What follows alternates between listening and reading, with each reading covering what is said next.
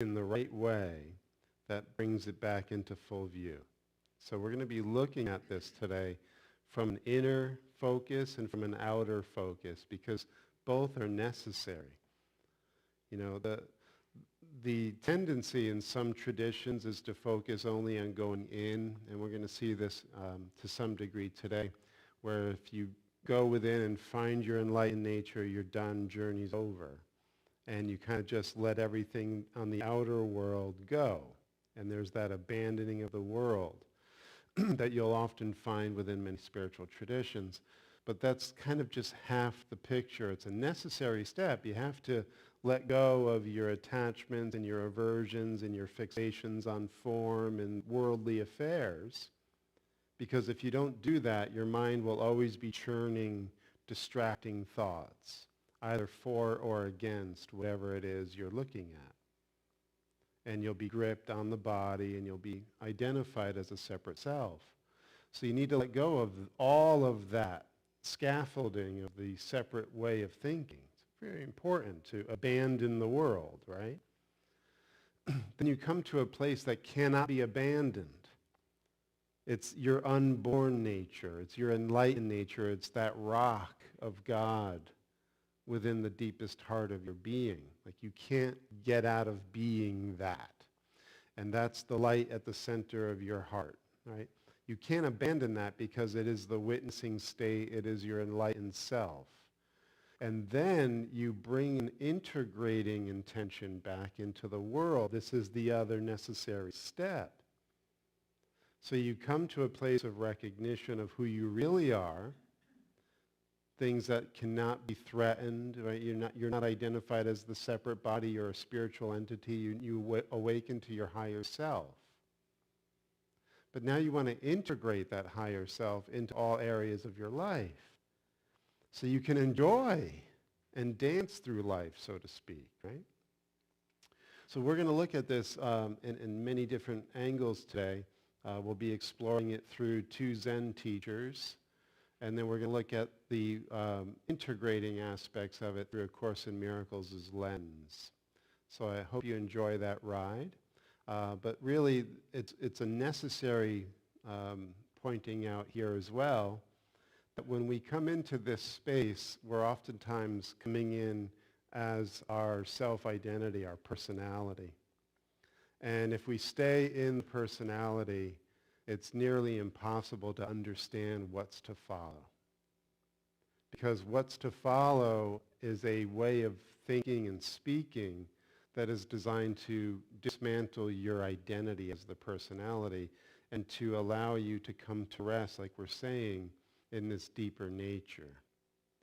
So one of the things that we want to inculcate in these conversations is your willingness to first clearly see where you've been gripping, where you've been identified, where you've been attached, what you've been avoiding, things that you fear, things that you are, just neutral about.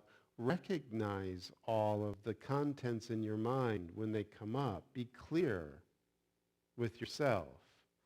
But then as soon as they come up, be willing, like we were seeing last week, to have them evaporate. So that you're not moving into the next moment as something or somebody from the past. It's different, no doubt. But this is what's required of us, that he calls the atonement in A Course in Miracles, that we're willing to have our thought system from the past undone in the present moment. Like, this is the whole name of the game here for, the real early steps of the reawakening. Because what's blocking the here and now of heaven, as we're saying, is our past way of thinking and understanding. He has something really beautiful to say along those lines. I just feel inclined to go there briefly with you. It says it so well. I hope I can find it rather quickly here.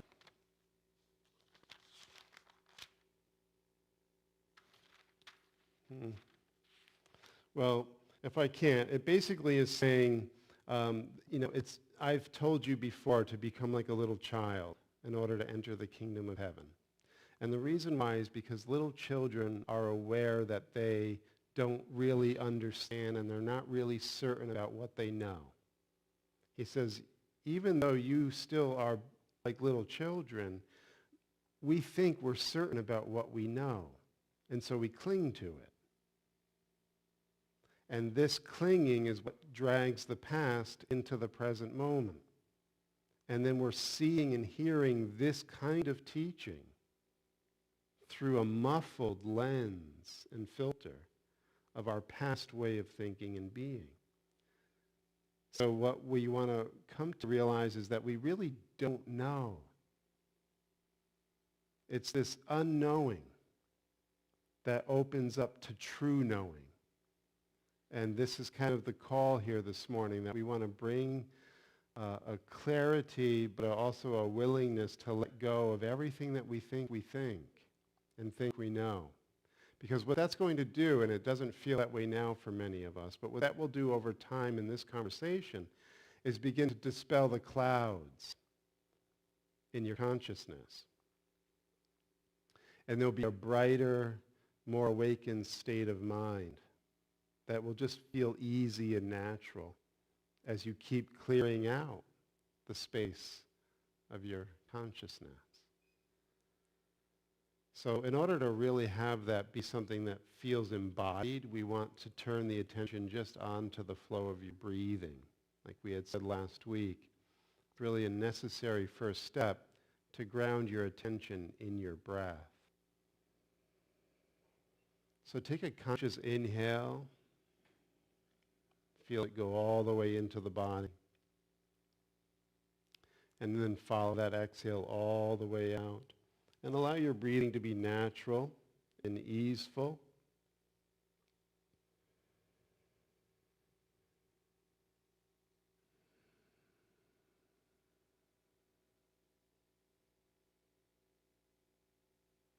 If the mind is jumpy and full of caffeine, you might want to just bring a little bit of a verbal cue into the practice here, where when you're inhaling, you're saying in,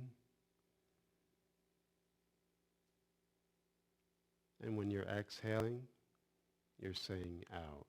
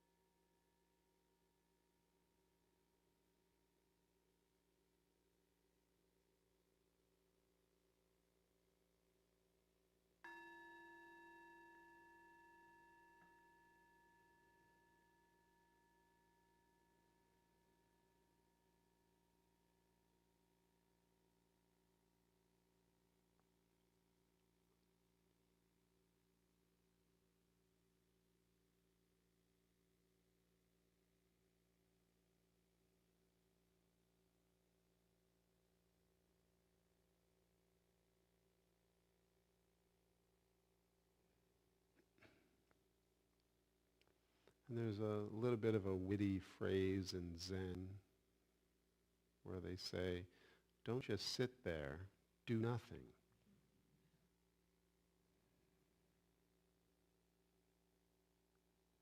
So you want to come to settle in this present moment by just being with the flow of your breath, and then you'll check all of this, machinery that wants to do, wants to think, wants to seek outside of the self. And just bring it back to the breath, whatever it is. Just come back to the breath and relax.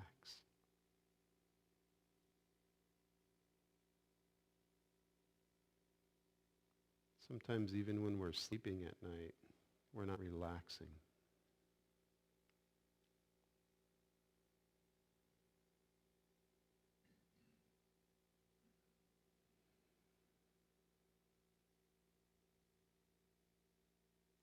do a body scan, and just wherever you feel tense, if there's too much energy in your brain or you're tight in the heart or shoulders, whatever it is that you're finding through that scan, just allow the breath and awareness to move through those areas and relax.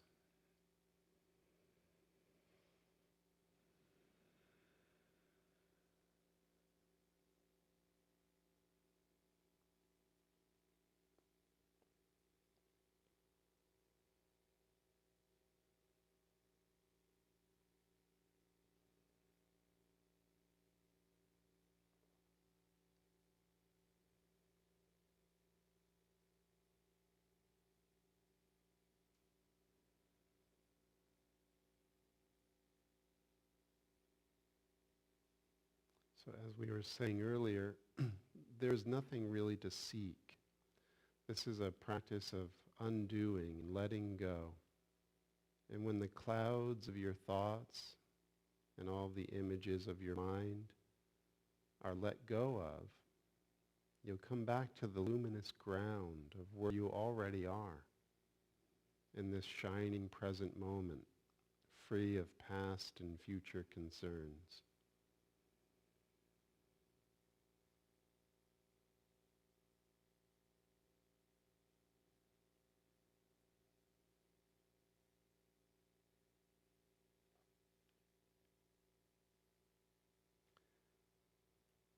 So maintain this connection to the present moment through the vehicle of your breathing, which is always the best touch point to ground you in the here and the now.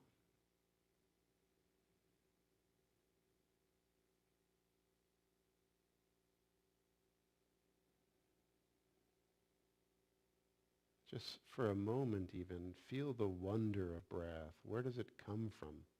Where does it go? This pulse of life.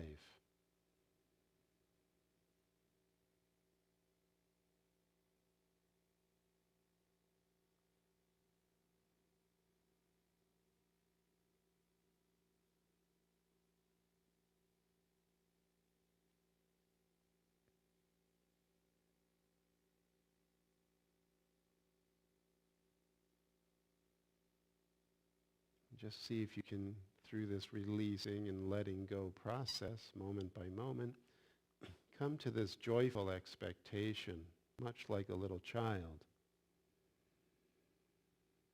where this moment becomes new, devoid of the past.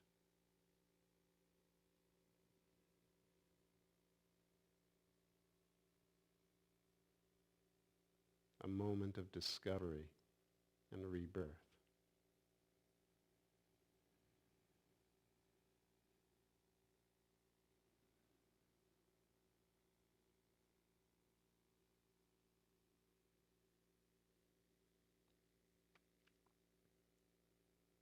And just really feel this slowing down.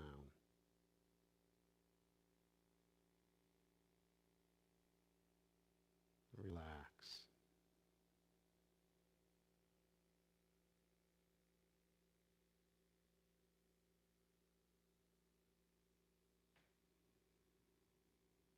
Now your eyes can maintain being closed, or if you feel more comfortable, opening your eyes. But do not lose connection to that breath, to the bright moment, to that inner poise.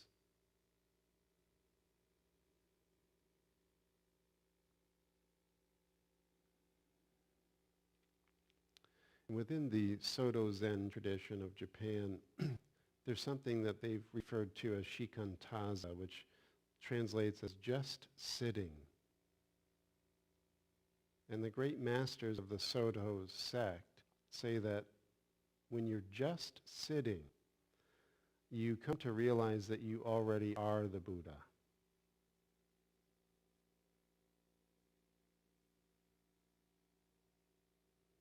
So see if you can establish that willingness to recognize your deeper nature here, just even as a intention.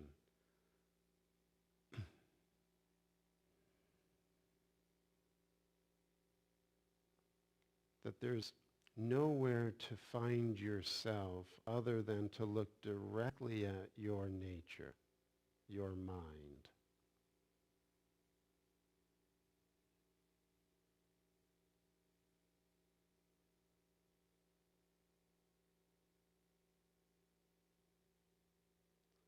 I'm reminded here of the words of Sri Krishna that he says in the Bhagavad Gita to Arjuna, that your mind can be your greatest enemy or your greatest friend. So this morning we want to bring our minds into this friendship of uncovering our nature, not distorting it.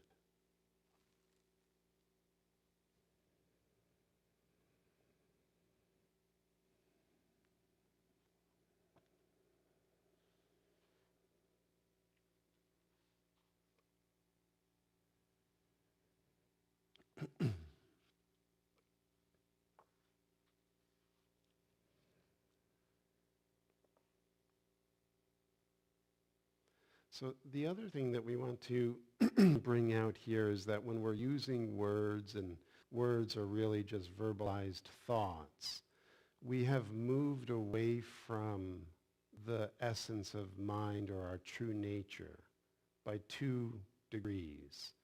Thoughts are once removed from the reality of mind as self, and then words are twice removed. So if we are all just abiding within the world of words, then we're not finding it for ourselves. What these words are aiming to do is point you back to yourself, to the fact, this eternal fact, that you are Christ nature. And your joy, your love, your fulfillment, your peace is to come home to yourself. That's what's needed no matter what the lower mind has come up with as an alternative plan. All war, all conflict ends for you when you come back home to your true nature. That's what we were saying earlier. It's the vital first step in the reawakening. You know, and for many of us too, we have to undergo a clear understanding of the preliminaries of this vital first step. For many of us, we're still caught in projecting blame onto the world. We're blaming people or situations or world events or doctors or whatever else that we have as grievances. So he says in A Course in Miracles, the first step, the real beginning of reawakening, is to withdraw all blame from the world.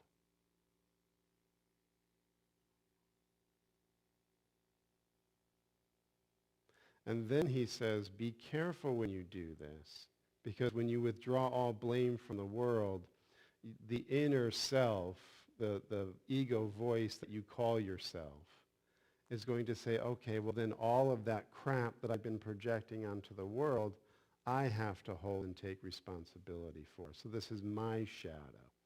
This is my ugliness. And he's saying, be careful that you don't do that, because you don't want to hold yourself within the same judgmental light that you are holding others. It's to be seen through and released. So when we can get beyond the blame game, that's when the gate opens for us. And we begin to understand we're beyond praise and blame. We're beyond good and evil. And we can start to go back to this Christ nature in the present moment. We're not using this moment to project judgment or blame. Very important.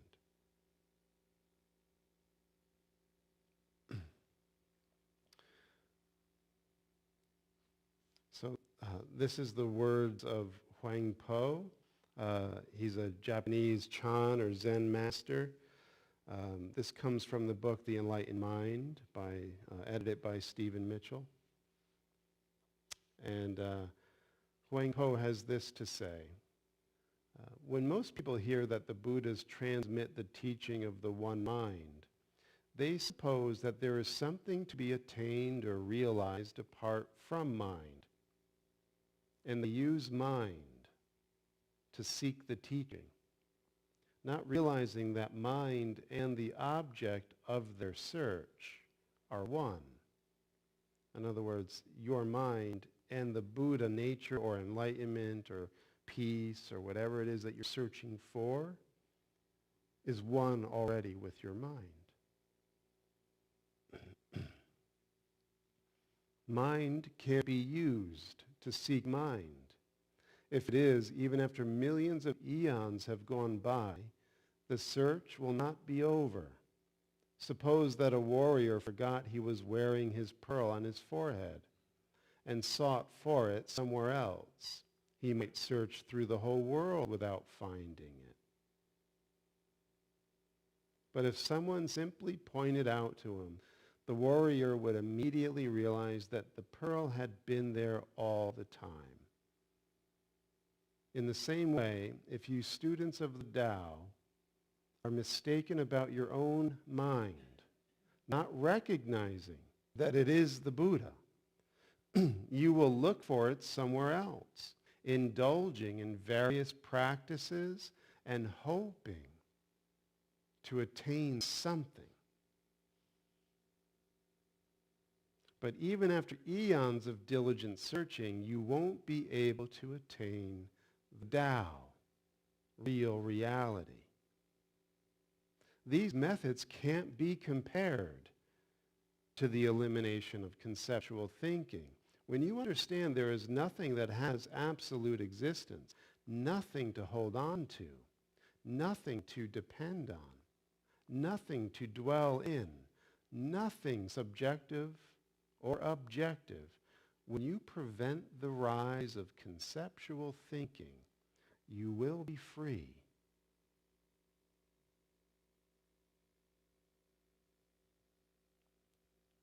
And this just means you will realize that the Buddha has always existed in your mind.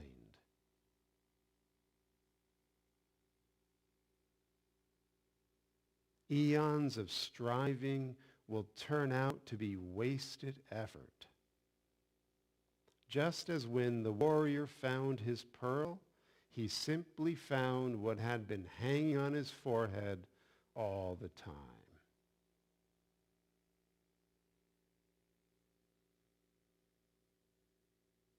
And his discovery had nothing to do with his efforts to find it elsewhere. Therefore, the Buddha said, I didn't attain a single thing through supreme perfect enlightenment. It was because he was concerned that people wouldn't believe this, that he taught by less direct methods. This statement of his is an idle chatter. It expresses the highest truth.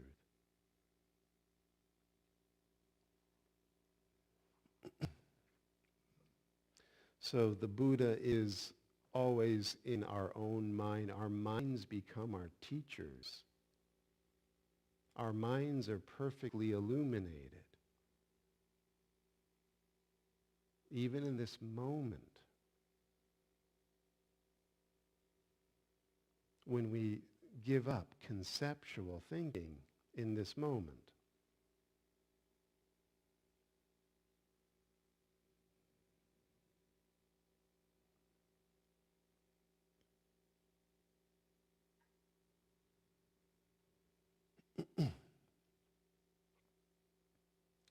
So that's the washing away of the complexity, that we come back to the luminosity of the present moment.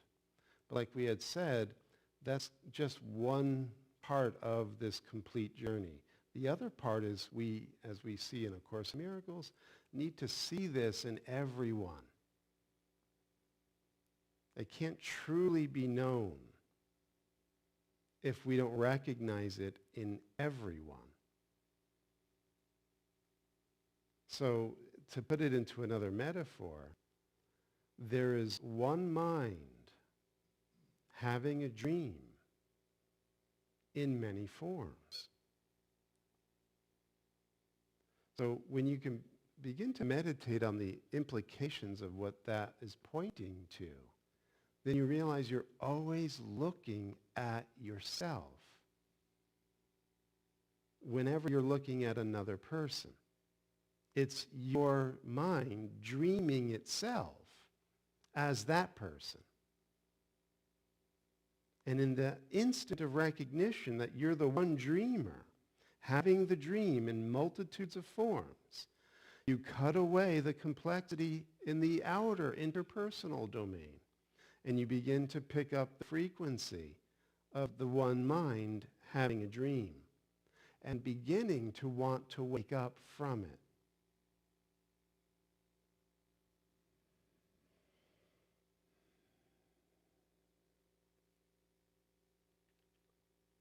Now, when you see another person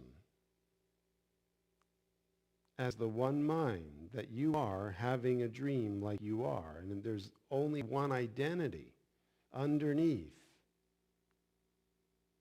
then you can share in that person's connection to God. And by sharing in that, you strengthen it in yourself. And it becomes a way of really unifying, joining with others. Now, what usually gets us off track is that we don't know this about ourselves. We haven't gone back far enough into our own identity of knowing that the mind is Buddha. We're still in concepts. And so when we look out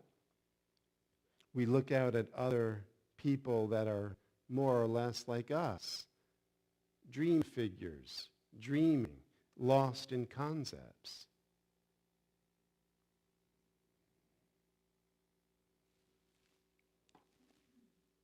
Well,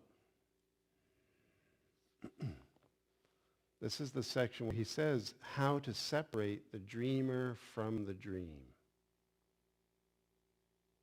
When accepting the atonement for yourself, which is this undoing and releasing back into your true nature,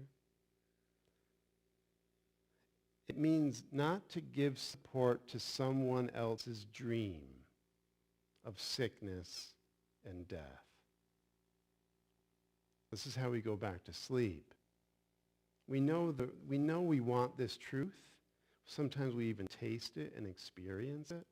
But then we get around others who are not on that same frequency, and we kind of sell out our realization and go back into the dream with them. And he's saying, in order to accept your reality, you cannot support somebody else's dream of being identified as the sick and the dying. It means that you share not this person's wish to separate and let this person turn illusions upon themselves. Nor do you wish they be turned instead on you. Thus they have no effects, and you are free of dreams of pain, because you let her be. In other words, you refuse to see this person as other than the Christ or the Buddha or the enlightened mind. You own that reality now for yourself and for your brothers and your sisters. That's your contribution to this world. That's how we bring in the here and now of heaven. We have to claim it. And we have to be willing to see it above all else. And whatever is denying that heaven is here and now must be denied. Because it's going against reality. And this is how we strengthen in ourselves our awareness of the Buddha nature, or the Christ mind, that we are always already. That's the beauty of relationships. They will be used to strengthen our true identity. Or he says, remember, your mind can be your greatest friend. So when your mind is in the right focus, it strengthens its true identity in relationships. Or your mind can be your worst enemy, where you can use relationships to hurt yourself and to hurt others and deny the reality in them and deny the reality is in you.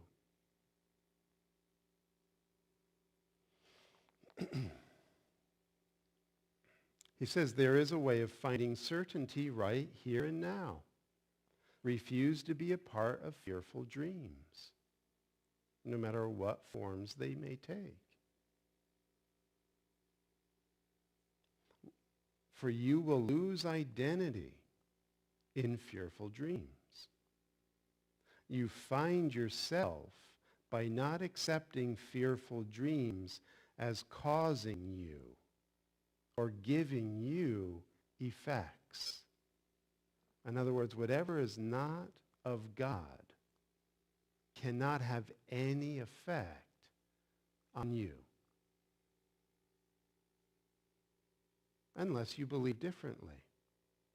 And then in that case, it will, because that's what you will.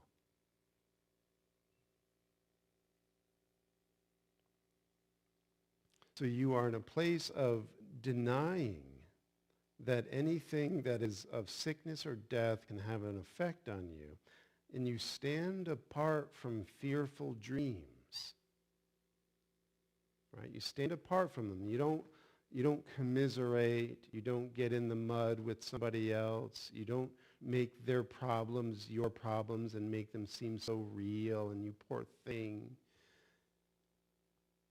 That will put a veil over your connection to your source. But what you do is true empathy is you draw the love that is within them that actually can heal their mind because they're Buddha. It's being covered up by concepts. I'm sick. I'm weak. I can't do this all on my own. I'm in trouble. I'm sad. I'm worried. I'm angry.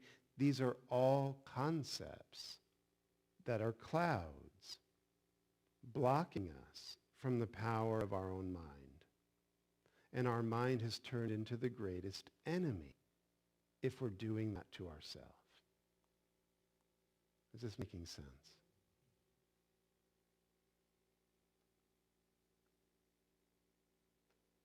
And one of the things you want to recognize is when the mind gives birth to a concept, that concept will then give birth to more concepts. They're like spores.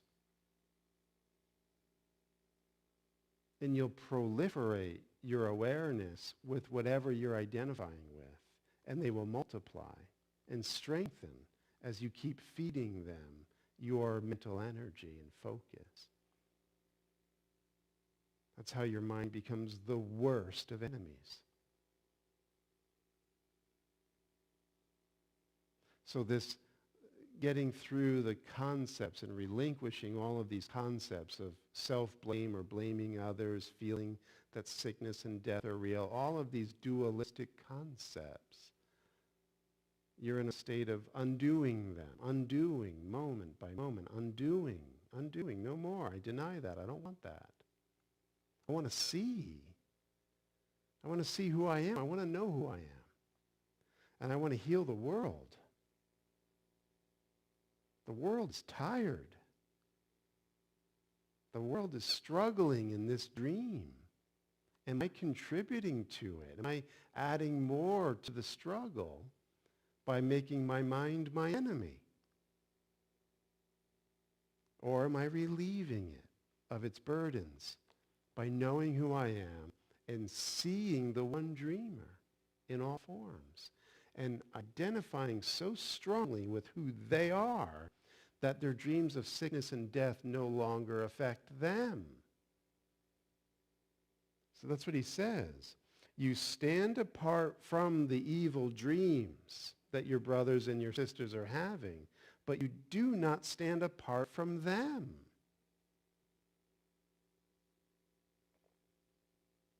Thus you separate the dreamer from the dream and join with one, the true self, and you let the other go, the dream of not being who you are. The dream is but illusion in the mind, and with the mind you would unite, but never with the dream. And you'll get better and better at this with practice. You'll see what is truly of the mind. You'll feel it. It's calm. It's clear. It's the bedrock of who they are. And you'll see what is of the dream. Where they go when they leave the ground of their being. And just by your presence, you call them back.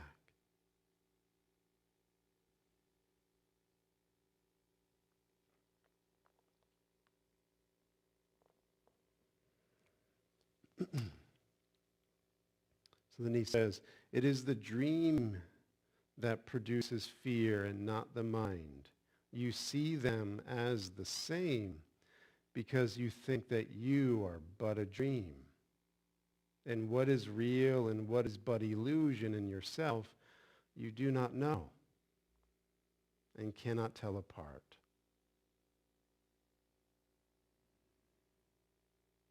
So this is where the quieting down and letting all of these thoughts of your past go. And becoming like a little child that doesn't really know anything. Then you can learn who you are.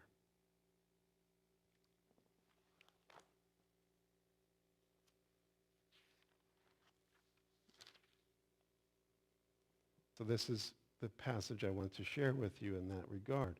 Remember what we said about the frightening perceptions of little children, which terrify them because they do not understand them. He was referring to how when we're young, we look at a curtain in our bedroom and we think there's a monster behind it and there's a monster under the bed, and all of these fears that we have in the dark don't really exist. But to a little child's mind, they're terrifying and they're real until the light goes on. He's saying we're much the same. He says, if the children ask for enlightenment and accept it, their fears will vanish. But if they hide their nightmares, they will keep them. It is easy to help an uncertain child, for he recognizes that he does not know what his perceptions mean. But you believe, we do know what our perceptions mean.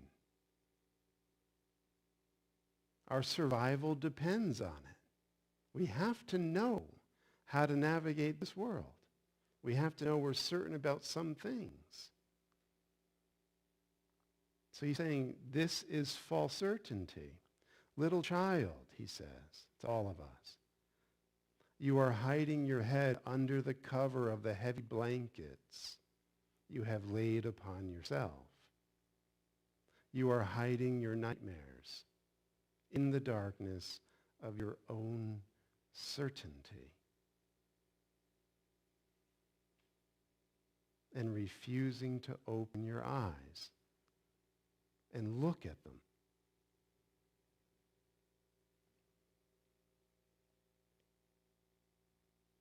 You know, I was just sharing on Monday night in the course group, I've been studying this for 30 years, but it's only been in the past 3 years that I've had the courage to really look at what's been blocking. I mean, I've had moments, yes, but really look at what's blocking.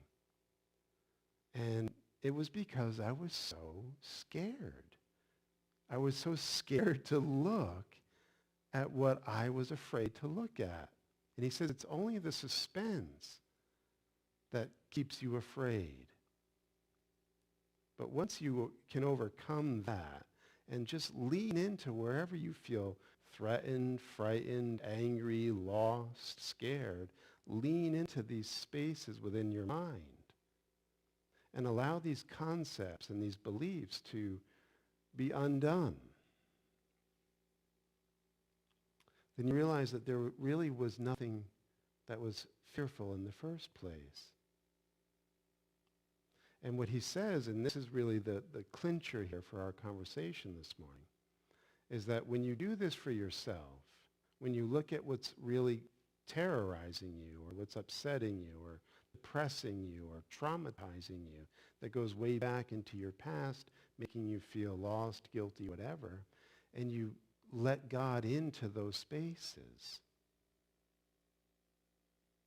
and breathe into those spaces and calm those spaces. We all have these nightmares going on in our life in one form or another, more than likely. Physical pain, sickness, relationship troubles, financial troubles. These are those places where we need to look. This is the fearful dream that he's talking about. And it's blocking you from your true nature. And when your mind chooses to become your best of friends, it will begin to move you into these spaces of the fearful dream that is going on within your consciousness. And when that movement starts to take place with God's help, you'll realize, and this is really important, you'll realize that the fear was actually just blocking love.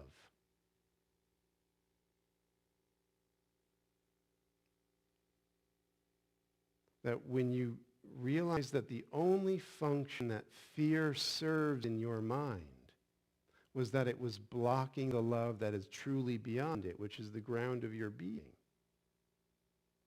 And he goes one step further, and this is really vital. He says not only is the fear a block, but the fear is a cry. It's a cry for love.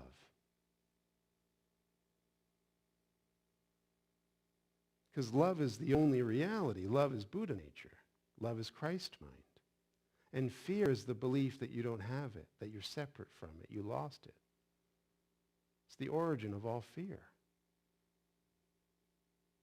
And every blocked feeling, every anxious emotion, everything that is not love is a cry for love. And he says when you start to realize this, really get it in your bones, you realize the only answer then is to give love.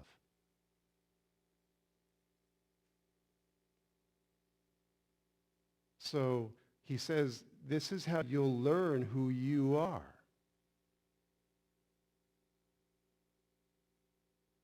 Whenever somebody is not acting in the loving way, then they are actually crying for love. And when your mind has been calmed down and relaxed and quiet and stilled, that presence of love will be accessible to you, and you'll be able to discern between the dreamer and their dream of fear. And what will show up is the right words, the right presence, the right attitude, the right action, spontaneously, not from a past self-reference, but inspired right here, right now, coming through you on how to approach that cry and how most skillfully to give the love that the cry is asking for.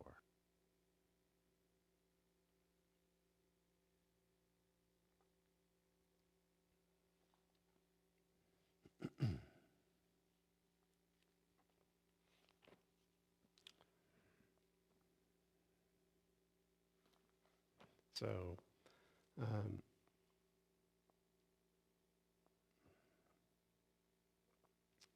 This is the section where he talks about,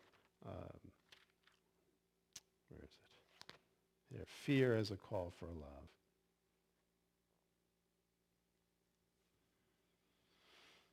So he says, to recognize fear is not enough to escape from it. Although the recognition is necessary to demonstrate the need for escape, the Holy Spirit must still translate fear into truth.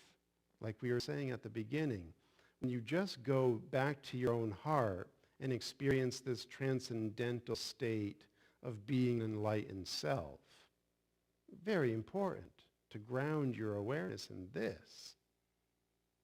But then you need to go back out into the world with blessing for everyone who's still in fear, because they're you, dreaming that there's some other person. And that person is the freak out.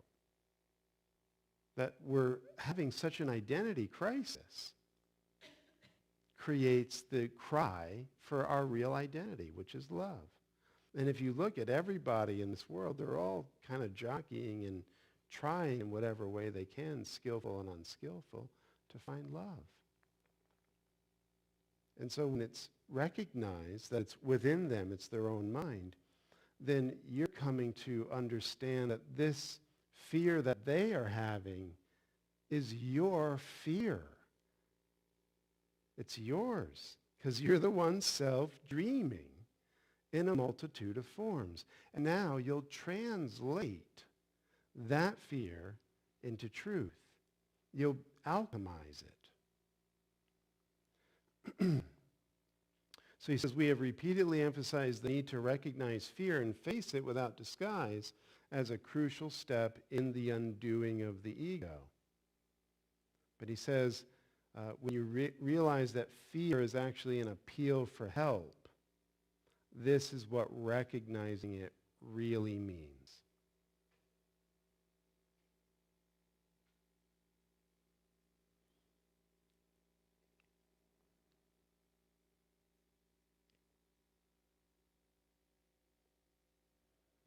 So then finally here, if you will look upon love, which is the world's reality, how could you do better than to recognize in every defense against love the underlying appeal for it? And how could you better learn of love's reality than through answering the appeal for love by giving love?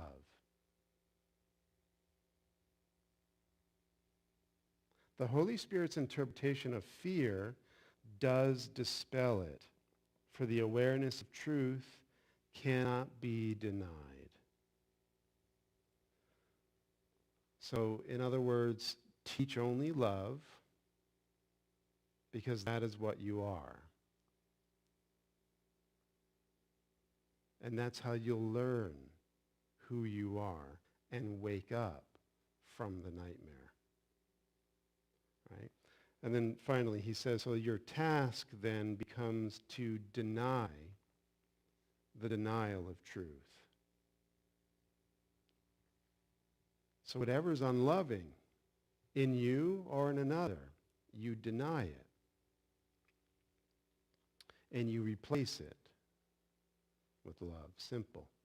Right? We're all there now. The world is safe.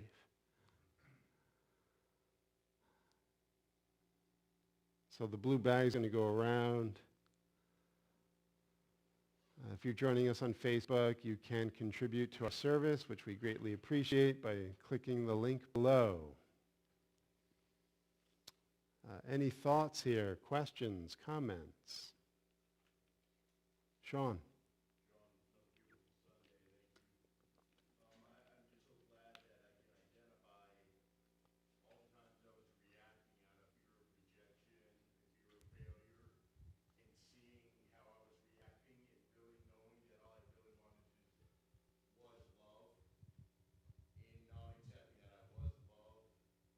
And Sean, I'm sorry to interrupt you, but would you mind accepting the microphone so Facebook can hear you? I'm just trying to. So in all of the acting out, you said you were actually what? That was my cry for love, in not accepting that I was love to begin with, to deny that fear. Mm-hmm. So it just proved your point as far as seeing my life of feeding that fear as reality, but knowing the cause of it was my cry for love. Yes. If that makes sense. And it was just so sweet to have confirmation of the truth out of your Yes. sermon. And when your mind is in that state of denying love to itself, remember, the mind becomes your worst enemy. And so what happens in the world of that denial is whenever love shows up, you're attacking it because you're doing that internally. And so this is how that worst of enemy maintains that terrible nightmare within our life. That not only are we denying love to ourselves, but love still wants to come in and help and give its love to us because we're crying for it, really. But when the mind is so twisted up, it actually attacks the love. And so to get that is so vital. Amazing. Excellent. Awesome day. Thank you. Anybody else? All right. Bless the offering. We are very grateful for this offering. We ask that it be used to bring love and blessing to all that it touches. And so it is. Amen.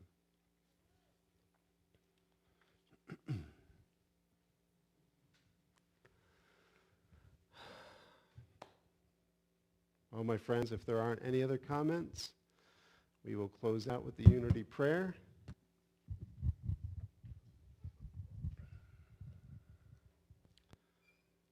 Resting within the unified state, finding the breath, and relaxing into the present moment.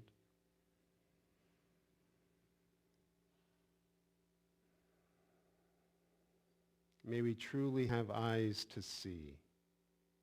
May we truly have ears to hear. And may we open up the wellspring of love within our hearts and be a blessing to ourselves and to this world. And may we know that the light of God surrounds us. The love of God enfolds us. The power of God protects us. And the presence of God watches over us. Wherever we are, God is. Amen.